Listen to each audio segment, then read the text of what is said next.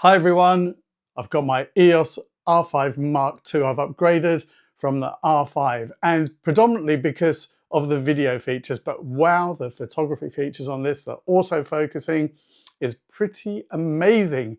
So a couple of reasons for the video is one, it gives me more than 30 minutes recording. It also has C-Log 2. I'll go into that in more detail in another video. And also the full-size HDMI port was really important for me. So that's why I did it.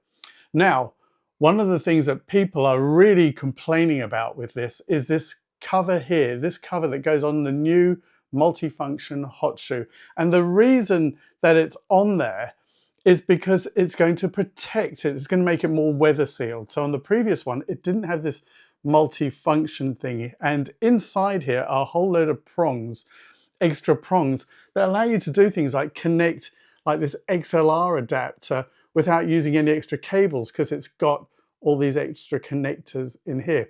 And the new flashes as well, giving more control, so you can use them in a better way to do things like remote flashes and things like that. So that's why they've done it, and it's a thing that they're doing on all of the models now, it appears. But to make sure that this stays weather sealed, they've made this a little bit tighter on here, is the best way I can explain it. And people are complaining it's difficult to get off. But I did find that if I do it, rather than pushing, there's a little button here, pushing that down and then trying to slide it off can be a little bit fiddly, but actually it's coming off okay. But what I found, and maybe you've got to take it on and off a few times like I've done, and it kind of maybe loosens up just a little bit. But what I found is to get my nail here between the button and the cover, and rather than pushing down, I'm pulling back. And when I do, you can see it sliding off really easily. As you are, whoops, careful, you could drop these. But let me just put that back on there again. As you're sort of pulling back like that, I'm using my thumbnail, but you could use any nail.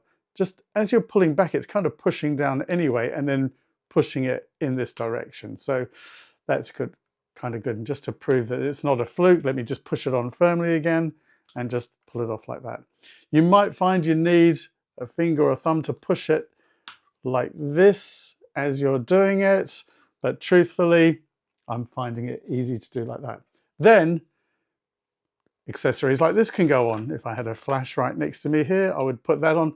That now goes on. There's no extra cables from here into the camera. Of course, I've got a cable going in here if I want to put a microphone in there. But this is useful whether you're doing video or photography to know how to get that cover off. The thing I'm always aware of is, could I lose this? So I've got a little bag that I use to put all the little accessories that go with this. So I try to be good and put it in every time, but let's pop that on. I hope that's helped you. I'm going to do more videos about this camera because I'm really enjoying it. Okay, so if you are going out to do something with this camera, don't just run out with it. There's some new menus with the new features.